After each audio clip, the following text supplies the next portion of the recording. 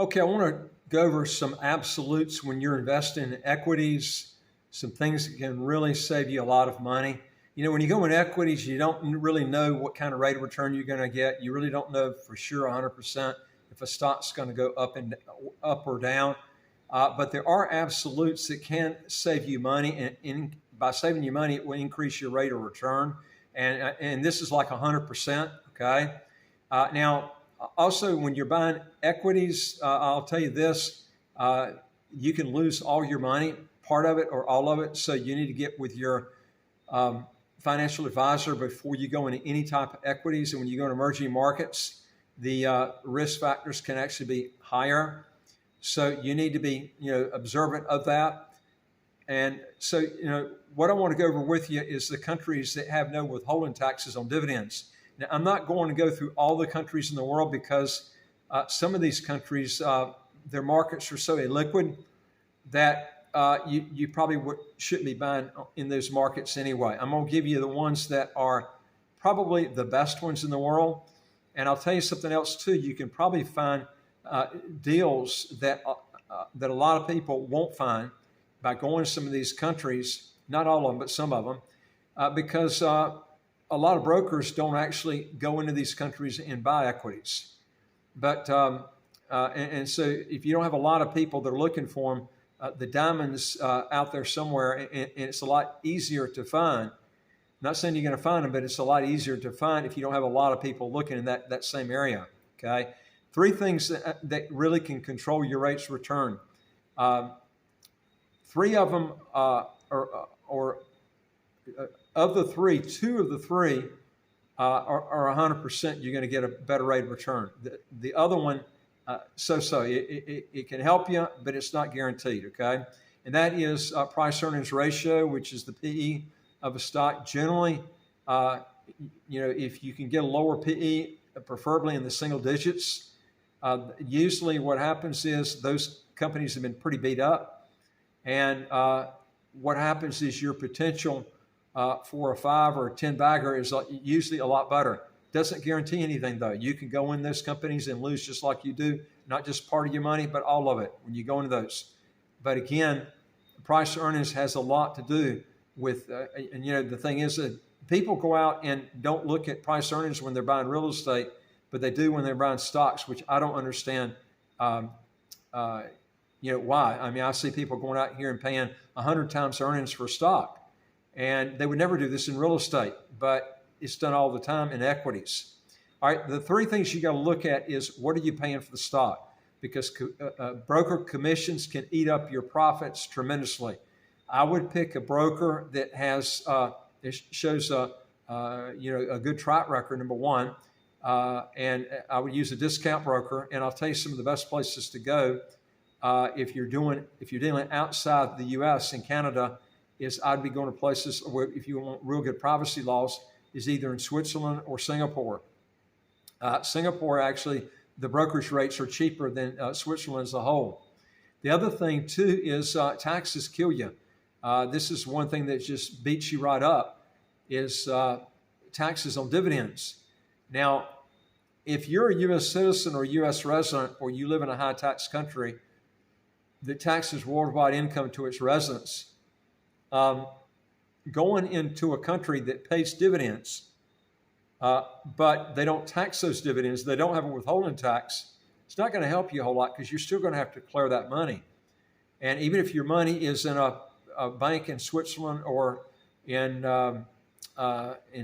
Singapore or some other place in Hong Kong, then you're going to have to file. If you're still a U.S. citizen, U.S. resident, you're having to file W-9 forms. And all of that stuff is all transparent, okay? It's not until you relinquish your U.S. citizenship and you're no longer a green card holder, a permanent resident of the U.S., then you can file what's called a W-8 form. And, to my knowledge, those forms still don't go in to the IRS. But this is after you have relinquished your U.S. citizenship and you're no longer a U.S. resident, okay? Now, my whole thing is this right here. No one's going to know what a stock is going to do, okay? You can just guesstimate on it.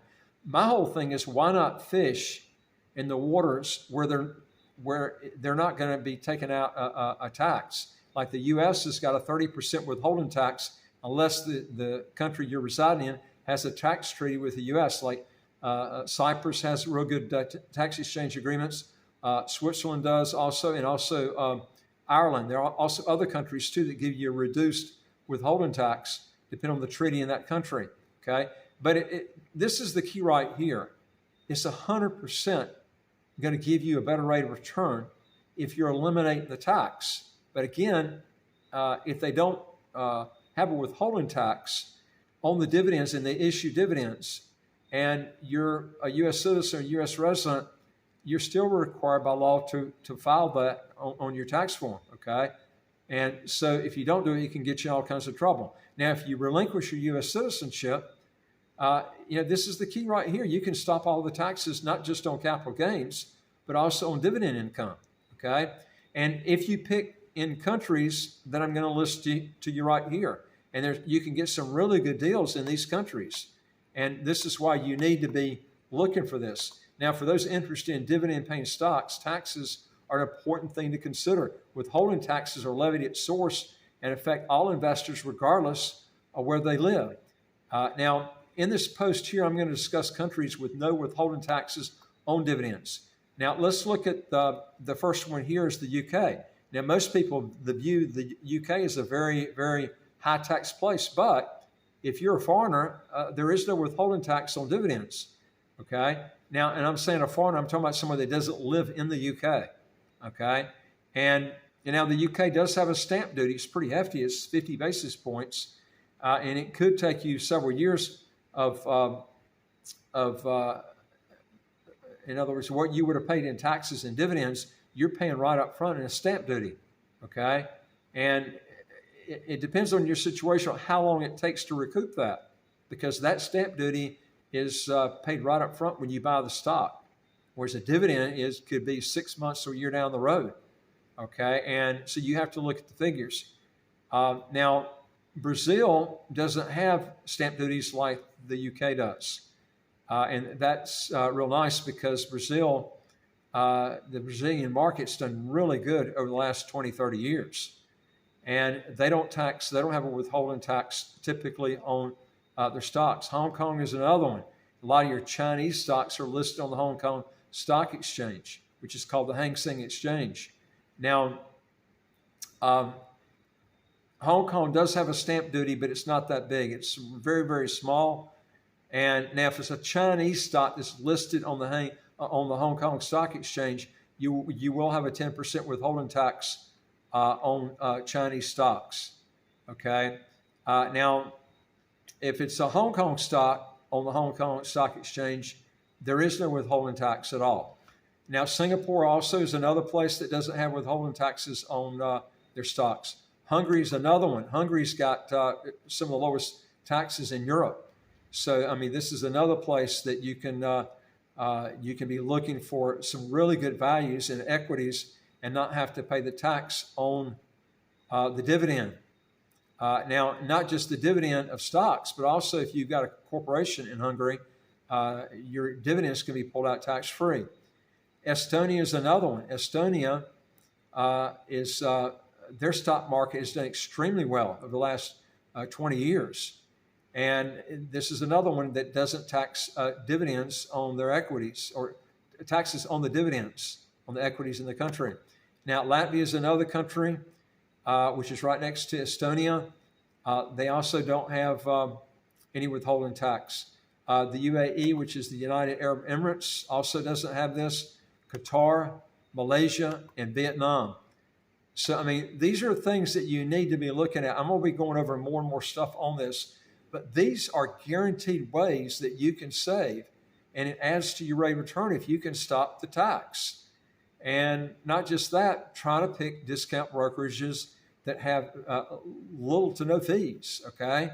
And also, when you pick equities, try to pick ones that have low price earnings ratios. I tell people you ought to be looking at ones that are in the single digit. But again, getting low PE stocks means that you're buying at really low valuations, but that doesn't mean the stock's not going to go down from there.